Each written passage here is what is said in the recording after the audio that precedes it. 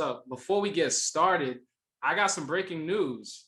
So Break it then. just hit my phone. Yeah, just before we started, this hit my phone. Free agent LaMarcus Aldridge reportedly plans to sign with the Brooklyn Nets after his recent buyout from the Spurs. So All the right. Nets just keep getting washed up big men.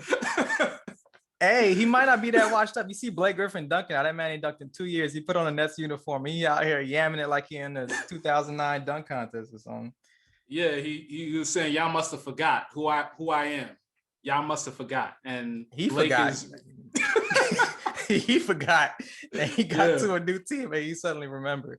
But I mean, I like LaMarcus as a player, but I think that at this point he is a little bit past his prime, but I think that he can be useful for them and probably some bench minutes. I think he's still money from certain spots on the floor, so it'll be interesting. I think that he can't hurt them. I think that it only makes them better. But what do you think?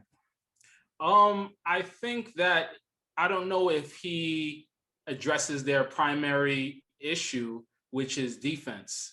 I don't know how much they needed in terms of size in the paint. I know they needed size, and I know they got that with Blake. And so LaMarcus is another stretch four, who's a solid passer, solid rebounder, can put up 20 on a regular basis, back in his prime. But it's still, I'm sure, a solid contributor. And who knows if how engaged he was in San Antonio, which kind of led to his buyout. But ultimately, they need depth. I would have rather had seen them maybe go for like an Andre Drummond, who I think would have given them that defensive and rebounding edge that they need, because I think they still get out rebounded.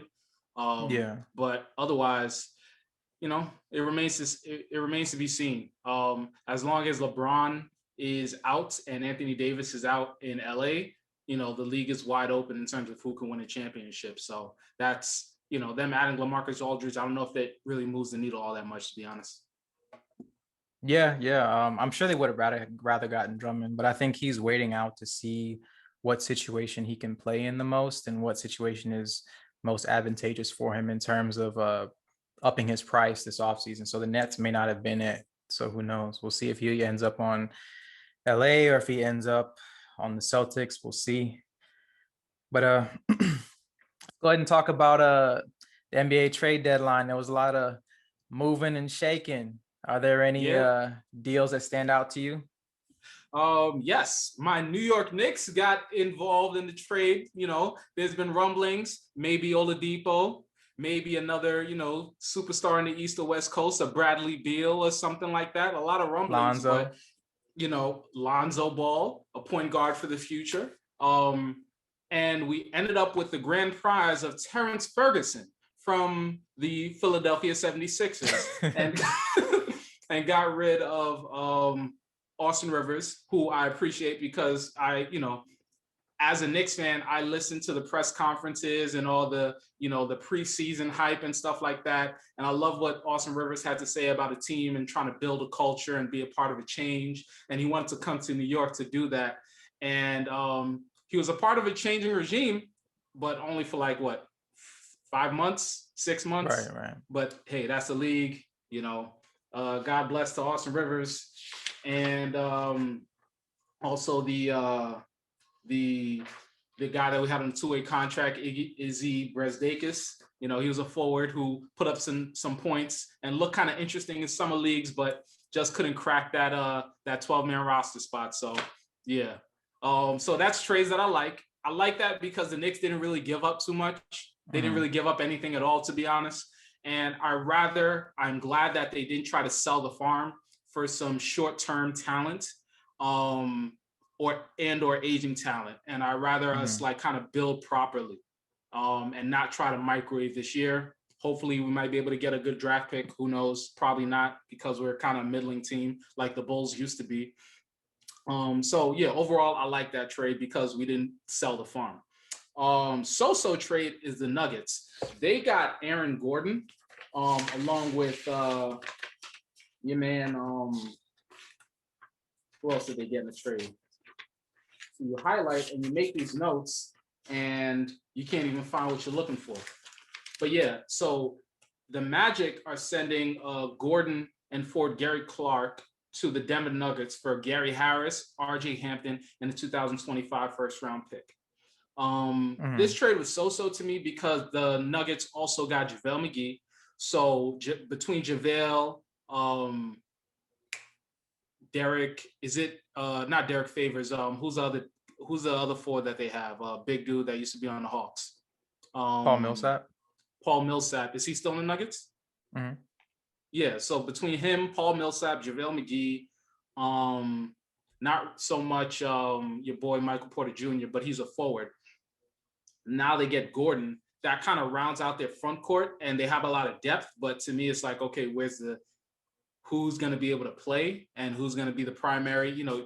Joker's going to be there all the time. So I guess they're going to be subbing in and out. Millsap and Gordon, maybe throwing in JaVale to kind of fortify the D. So that kind of creates a logjam. So that kind of was a little funky to me. But they're moving on from Gary Harris. I figured Gary Harris and RJ Hampton, for that matter, should have been enough for Aaron Gordon. But I guess the Magic wanted a sweetener, and I guess Gary Harris has kind of fallen from grace lately. So that trade is kind of so to me. I don't think it moves the needle all that much for the Nuggets, but we'll see. They still haven't addressed Jamal Murray and ceiling. And I don't know if Michael Porter Jr. is really going to develop fast enough to make them a championship caliber team, but that remains to be seen. A trade I didn't like, though, was Blazers. They got they got rid of Gary Trent Jr. and Rodney Hood in exchange for Norman Powell. Norman Powell is going to be an unrestricted free agent, and he's also having a career year, scoring around 20 points a game, as well as shooting like 43 or almost 44% from three. Yeah, his percentages are great. Yeah. His percentages are crazy. And so, I mean, and it's not like Gary Trent Jr. was any couch potato. He was putting up numbers too off the bench and really filling in very well for, guys likes of CJ McCollum and stuff like that. So them getting a Norman Powell is, I think, a really good move for them. They're going to be a lot more consistent from three. And they're really going to put up numbers. But at the end of the day, they can only really succeed in the West if LeBron is not there. Other teams in the West, they'll be competitive against, and they might have a chance. I don't know about the Clippers, but yeah, it all remains to be seen. All these trades are pretty much moot if LeBron and AD are healthy. But if those guys aren't, then these guys are gearing up. So I like that they're swinging for the fences, especially on a guy that's an unrestricted free agent. I don't know if they can afford him in the offseason, and you get rid of a guy like a Gary Trent who can grow with the team, but it remains to be seen. So that one I'm kind of down on, but kind of so too. How about you? To interject that, I actually kind of like the Nuggets deal. I think that Aaron Gordon, he's underperformed so far to expectations in Orlando based on where his career trajectory was going early on in his career. But I think that he is actually a really good defender. And I think he's actually a really good role man on the pick and roll. So if they can isolate and narrow down the amount of things that he does on the court, I think that he'll be a lot more successful.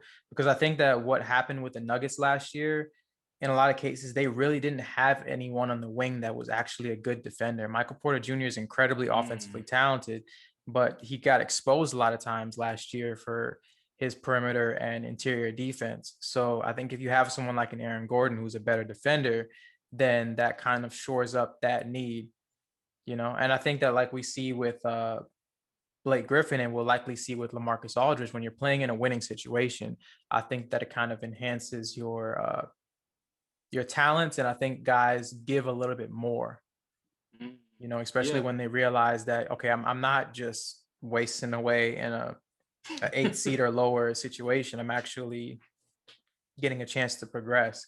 So I like that deal, but I definitely agree with you on the other ones. Out of the Norman Powell deal, I don't know how many shots he's going to get now that CJ is back and Dame. So I don't think he's going to be able to approach that 19 points a game. But and I think Gary Trent probably offered more for you on the other end of the court. Well, I mean, we'll have to see. But if you want to go ahead and ask me about what trade I liked. So, Jared, what trade did you happen to like during this trade deadline? Please tell. All right. I mean, if I must, you have Nikola Vucevic, aka Vucci Mane. It's a Chicago Bull. Oh man. Two-time All-Star, putting up 25 points, 12 rebounds, Swish, 4 swish. assists, 40% from three. Elite big man. I think that if you look at the big men in the league, I think the only centers that you can say are legitimately better than him are probably Embiid and Jokic. Might hear an argument for Cat, but I think that Nikola Jokic, I mean not Nikola Jokic, excuse me, Nikola Vucevic is Yeah. he's a top center, and I think it signals to one very important player on our roster, Zach LaVine, that we're serious about winning, because the season hasn't really gone that great. Zach is surrounded by 19, 20, and 21-year-olds that don't Yeah. really know how to win yet. And I think if you look at his numbers this year, he's putting up, 28, 5 and 5 on 50, 40, and almost 90. So he's having an elite season. He's ascended to becoming an average defender and at least an average playmaker, which is good. I mean, if you're out for an elite offense and Yeah. you're at least average on defense, that's elite NBA production. I'll say it a million times over. I think he's a top 20 player in the NBA. But where he is at in his timeline, I think he just turned 26. He's ready to win now. He's entering his prime.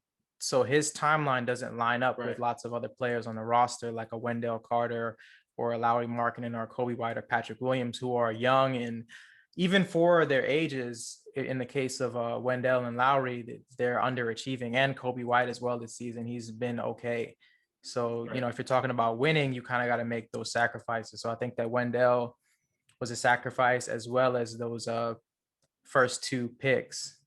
Yeah. I think they gave up Wendell, Otto Porter's corpse, and 2 first-round picks. So they the first round picks are top 4 protected. So if they land in the top 4 of the lottery, if the Vucevic deal doesn't work out, I'm really trying to pronounce his name right. If that deal doesn't work out, then and he doesn't play well, or someone gets hurt and we land in the top 4, we still get the pick in 2021 and 2023.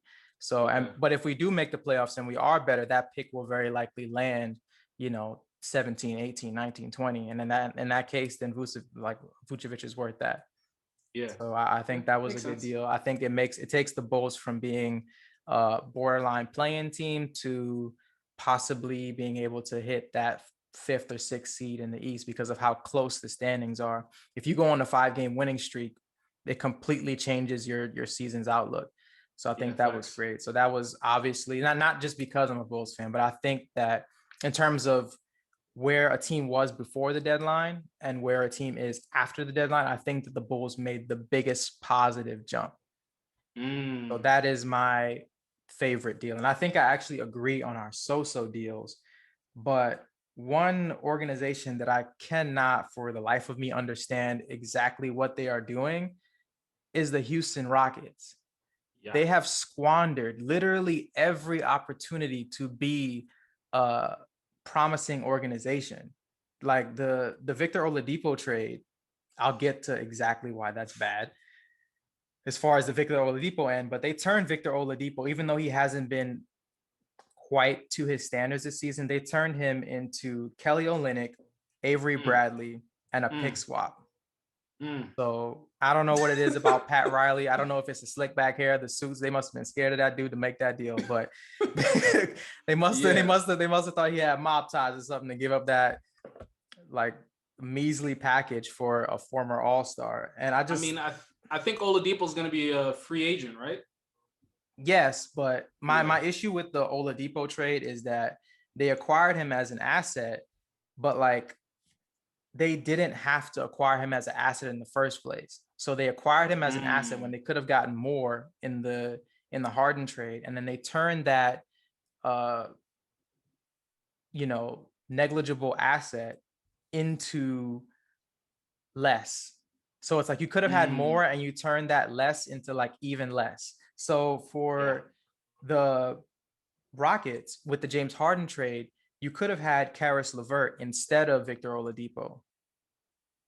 And they chose to send Karis LeVert to Indiana in that deal, because if you're trading James Harden, you can have your pick of whoever. Then they also, Jared Allen, I think, went to the Cavs for a couple second round picks. I could be wrong. So they could have also had Jared Allen in that deal. Yeah, like I was looking, I was like, what? And then if you didn't want to do that deal, they didn't even have to include all those teams or all those extra teams if they would have just, I mean, but I'm sure there's a whole backstory behind it. Please continue. Yeah, it's just and they also turned down a deal for Ben Simmons. So they could have just they could have did away with the Karis LeVert, Jared Allen, Victor Oladipo situation. They could have just did it for Ben Simmons and probably an asset or two. Maybe like a Ben Simmons and Tyrese Maxey, who's having a good rookie season. But they didn't do that. So it's like you've turned one of the best scorers and offensive players in NBA history into spare parts and draft picks and pick swaps who that may or may not be good. So it's like you've taken your organizational outlook from potentially promising to like, what did you get Christian Wood and Stephen Silas into? Like what are you doing as an organization? So like, yo, like I'm not even religious, but Rockets fans, I'm praying for you, man. Like I do not understand. But actually, I do understand. I'm a Bulls fan. So I've seen plenty of bad deals. So you know what? I get it. Just stick from a Bulls fan and a Knicks fan. Just trust the process and hope for the best. You could have had a part of the process with Ben Simmons, but you decided not to. But that's fine. Moving on, but it was an eventful trade deadline. I think there were lots of teams that did some moving and shaking. A couple of players that stayed put, with Lonzo and Kyle Lowry that we were expecting to move. But I think that kind of sets us up for an eventful off season. So we'll see. But as a Bulls fan, I'm very happy. Somebody is throwing max money at Lonzo Ball this offseason, I have a feeling, to try to, wedge him away from that Pelicans organization. So they better be able to match or it's bye-bye. What are you going to see? We're going to see.